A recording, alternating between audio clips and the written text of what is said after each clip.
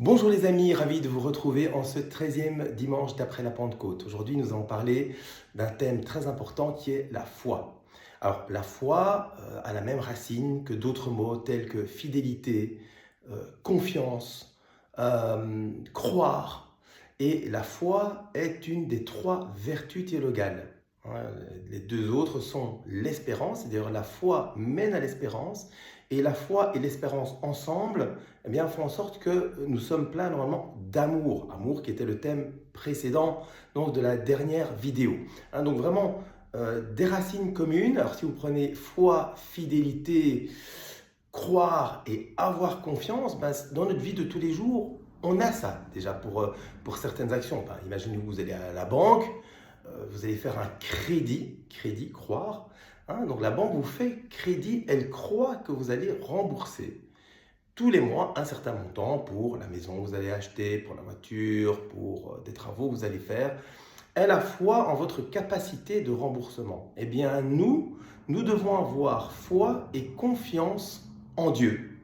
Et c'est ce qui le blesse le plus, en dehors de l'amour qu'il ne reçoit pas de nous, parce que nous sommes vraiment des mécréants, hein. Il est mort pour nous, et nous, on pense à nos choses de la vie quotidienne, on est complètement détaché des choses de Dieu dans notre quotidien. Je vais y revenir tout de suite, et je vais revenir à ce que j'ai entendu à la messe ce matin. En dehors de l'amour que nous ne rendons pas ou que nous ne donnons pas au bon Dieu, surtout on ne lui fait pas confiance. Et simplement faites un examen de conscience et demandez-vous quand est-ce la dernière fois que vous vous êtes dit, Seigneur, cette situation semble désespérée, mais tu sais quoi? J'ai confiance en toi et j'ai confiance que tu vas tout arranger. Demandez-vous, vous allez voir, c'est difficile. Et dans ma vie quotidienne, personnellement, je fais souvent l'expérience de l'amour de Dieu pour moi, justement dans des situations que je juge mais complètement insolvables, et puis qui se résolvent, parce que j'ai fait confiance à Dieu, mais très très difficilement. Et évidemment, nous sommes tous misérables, je ne suis pas meilleur que vous, et donc ma misère rejoint votre misère, mais Dieu est miséricordieux, donc il se penche sur notre misère et il voit les efforts que nous faisons, justement pour lui donner de l'amour et pour lui donner de la confiance. Si maintenant on se penche sur la Bible, j'avais une discussion avec mon épouse récemment sur Abraham. Et souvenez-vous, Abraham, avant de devenir Abraham, il était Abraham, il avait une femme qui s'appelait Sarai, et sa femme Sarai ne pouvait pas avoir d'enfant, elle était stérile.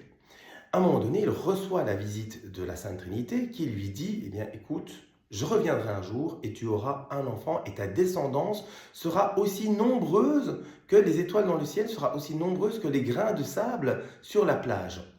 Et puis le temps passe, Abraham vieillit, Sarai vieillit, n'a toujours pas d'enfant. Sarai demande à son mari que son homme Abraham connaisse leur servante Agar, et Agar et Abraham ont un fils selon la chair, comme on dit, qui est Ismaël, mais qui n'est pas le fils selon la promesse, je vais y revenir tout de suite.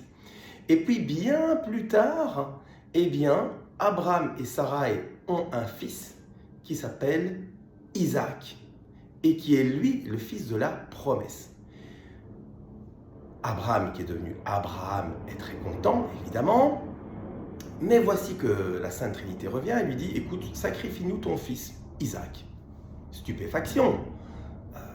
Abraham se demande, c'est le fils de la promesse, mais il le fait quand même. Il prend son fils, Isaac, il l'emmène, il l'installe sur un autel, il va lui donner un coup de poignard mortel, et là, la Sainte Trinité dit non, stop, ne fais pas de mal à l'enfant, nous avons vu ta foi. Et donc, c'est basé, en fait, la promesse que le Seigneur fait à Abraham est basée sur sa foi. Voilà. Et alors, qu'est-ce qui a conduit Abraham à sacrifier son fils Isaac?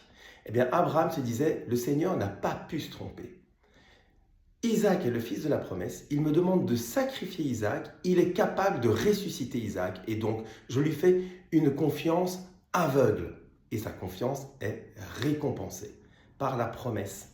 Et donc, je reviens sur Ismaël. Ismaël est un fils selon la chair est donc selon la loi charnelle, et Isaac est un fils selon la promesse et selon l'esprit. Et donc vous avez une opposition entre la loi et l'esprit. Et évidemment Jésus, parce que Dieu dit à Abraham, eh bien, et ça rejoint justement ce que j'ai entendu à la messe aujourd'hui dans la lecture de la messe, eh bien c'était donc Paul qui parle aux Galates, et il dit, eh bien, Dieu parle à Abraham de sa descendance et non pas de ses descendants. Et la descendance d'Abraham, c'est Jésus-Christ.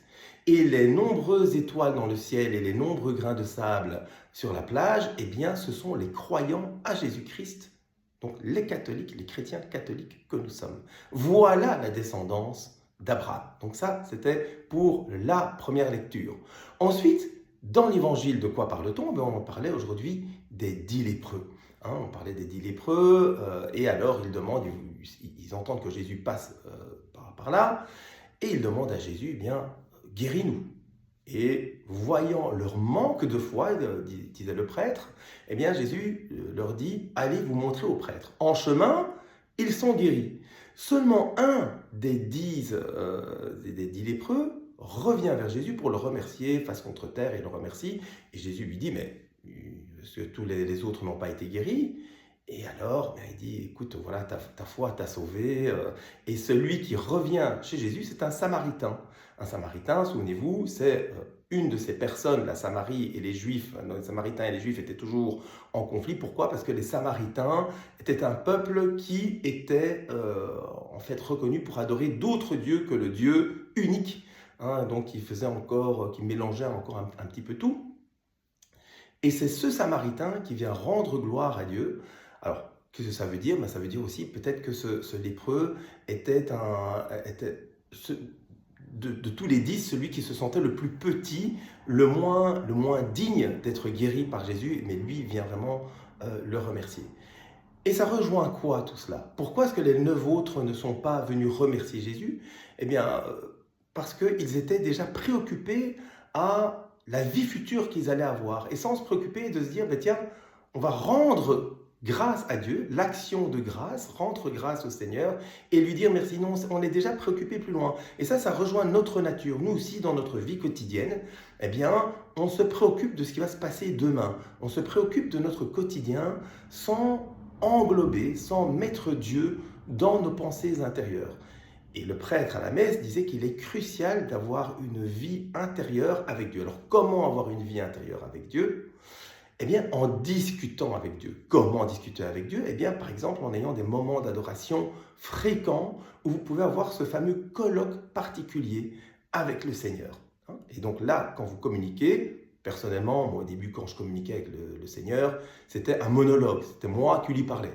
Il faut savoir, comme j'ai dit dans plusieurs vidéos, si vous allez voir, il y a une vidéo qui s'appelle Jésus fait tout et il faut juste ne rien faire. Eh bien, ne faites rien. Installez-vous devant le Saint-Sacrement longtemps et ne faites rien. Dites des choses au début au Seigneur. Seigneur, je t'aime. Merci Seigneur pour tout. Pardon. Je te demande ceci. Et puis Seigneur Jésus, voilà, je t'écoute. Moi, de mes oreilles, je suis tellement misérable, je ne peux pas t'entendre. Mais mon âme, elle, toi, tu habites en moi. Tu vis à l'intérieur de moi, eh bien toi tu communiques à mon âme. Vas-y Seigneur, fais ton travail, communiquons et discutons. Et voilà. Et ensuite, de façon beaucoup plus concrète, eh bien dans toutes les choses de votre quotidien, efforcez-vous à vous demander, Dieu, que ferait-il à ma place? Seigneur, que devrais-je faire ici? Seigneur, aide-moi. Tiens Seigneur, devrais-je vraiment faire ceci? Et vous allez voir, votre vie intérieure va vraiment commencer à prendre de l'ampleur. Et souvenez-vous, on est tous limités, on va tous un jour mourir. Et plus tard, nous allons vraiment discuter avec Dieu. Ce qui, quelque part, moi, m'excite terriblement. Je suis très impatient de lui parler, de communiquer avec lui, etc. Une fois que je serai admis, bien sûr, au ciel, si je suis admis au ciel, mais je n'en doute pas. Et donc, j'essaie de faire plein d'efforts pour y arriver. Si on va plus loin encore, les apôtres demandent à Jésus, mais Seigneur, augmente en nous la foi. Et que leur dit Jésus? Si vous aviez la foi grosse comme un grain de moutarde, Vous diriez à cet arbre, déracine-toi et va te planter dans la mer. Alors c'est interpellant parce que moi j'ai déjà essayé, ça ne fonctionne pas, je vous rassure tout de suite. Donc je ne suis pas arrivé à déplacer mon vélo de spinning, à déplacer ma table, etc. Non, je ne suis pas arrivé. Mais ce qui est très interpellant là-dedans, c'est que Jésus ne donne pas un mode d'emploi. Pour augmenter votre foi, vous devez faire ceci ou cela. Non, il dit si vous aviez une foi grosse. Ça veut dire que la foi est un don, mais que la foi aussi, c'est un peu à nous de trouver le chemin pour augmenter notre foi. Et de nos propres forces humaines, c'est impossible. Et là, je voudrais revenir sur un point. Pas mal de païens, de personnes athées disent « moi j'ai foi en l'homme ». Mais avoir foi en l'homme, laissez-moi vous dire, ça ne veut absolument rien dire. Un homme ne peut pas vous amener au ciel. Un homme ne peut pas guérir une maladie incurable. Un homme ne peut pas résoudre une affaire insolvable, une situation insolvable que vous vivez. En revanche, Dieu dit « sans moi, vous ne pouvez rien faire ». Sans Dieu, on ne peut pas augmenter notre foi. Donc tout ce qu'on a à faire, les amis, eh bien, c'est de prier Dieu comme ont fait les apôtres, augmente en nous la foi et montrer au Seigneur qu'on a vraiment envie d'avoir une foi beaucoup plus grande et lui nous fera passer les étapes. Quelles sont ces étapes? Eh bien, ce sont les 7 demeures de notre âme. Demeure 1, 2, 3, si vous êtes déjà un chrétien catholique confirmé, que vous allez souvent à la messe, souvent au sacrement de réconciliation, que vous pensez déjà souvent au bon Dieu, en fait que vous constatez que tous les jours vous pensez à lui, vous avez déjà passé cette 3e demeure. Eh bien la 4e, 5e, 6e et 7e demeure, c'est un chemin difficile, chaotique, où il y a des ups and downs, mais il n'y a que le Seigneur qui peut vous emmener là, et c'est bien ça, l'aventure que Dieu nous invite à vivre avec lui.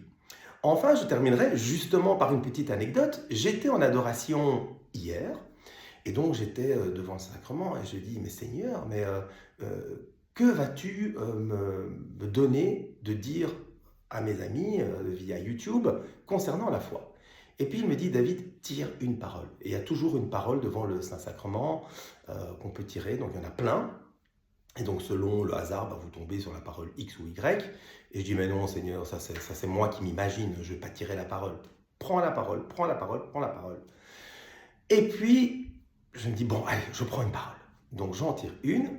Et j'étais en train justement de me dire, moi je n'arriverai jamais à faire tout ce que le Seigneur me demande, c'est impossible. Donc, je tire cette parole, et la parole était « Que votre cœur ne se trouble pas ». Jean 14, verset 1. Je me dis, tiens, que mon cœur ne se trouble pas. Je me dis, ça fait référence justement à ce que je n'arriverai jamais à faire ce que le Seigneur me demande. Il me dit, ne sois pas troublé par ça. Je te demande beaucoup. Oui, c'est vrai, c'est difficile, mais tu y arriveras avec ma grâce. Et puis je me dis, j'entends encore une autre parole en moi, mais beaucoup plus imperceptible, mais qui me dit, va lire Jean 14.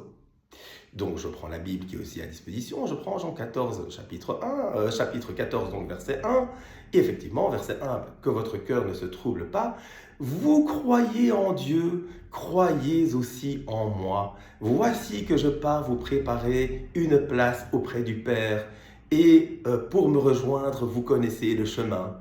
Et alors, Thomas, saint Thomas, lui dit, « Seigneur, nous ne savons pas où tu vas. Comment connaîtrions-nous le chemin ?» Et le Seigneur lui dit, « Moi, je suis le chemin, la vérité et la vie. Nul ne vient au Père que par moi, etc., etc., etc. » Et donc, vous voyez, Jésus est en train de dire, « Je suis Dieu. Je suis tel que le Père. » C'est ce qu'il va dire plus tard à Philippe, qui lui dira « Montre-nous le Père et cela nous suffit. » Et Jésus de dire à Philippe « Mais Philippe, tu me connais déjà depuis tellement longtemps, tu ne crois pas que je suis dans le Père et que le Père est en moi, etc. etc. » Allez lire Jean chapitre 14, c'est vraiment fabuleux. Et d'ailleurs, c'est le titre, c'est le nom de cette chaîne, Chemin, Vérité et Vie. Donc vraiment, croyez en Dieu, croyez en Jésus, croyez que Jésus peut faire l'impossible pour vous, et c'est pas que peut, veut faire l'impossible pour vous.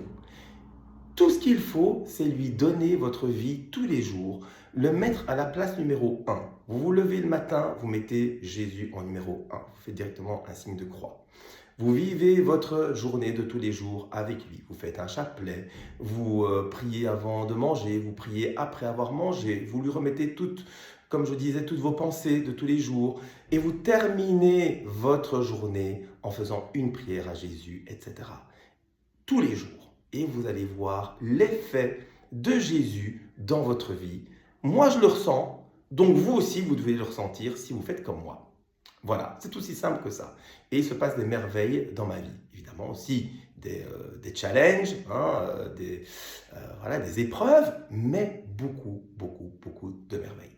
Voilà, avec ceci, je vous laisse. N'oubliez pas, bonne communion, essayez d'aller, pardon, bon sacrement de réconciliation.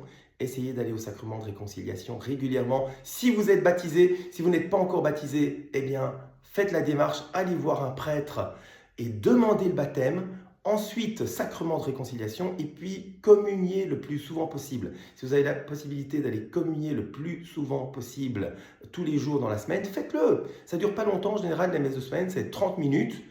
Et puis vous partez, ou en fin de journée, il y a aussi des messes comme ça, 30 minutes, chez mes amis latins traditionnels, eh bien, la messe en plus est parfois non lue, donc c'est vous qui devez lire les lectures, etc. Ça dure 30 minutes, c'est magnifique, et vous communiez et vous devenez ce que vous recevez, vous devenez le corps du Christ. Voilà, j'espère que je n'ai pas été trop long, je vous souhaite une excellente journée dans la foi, l'espérance et la charité, donc l'amour. Et je vous dis à la semaine prochaine.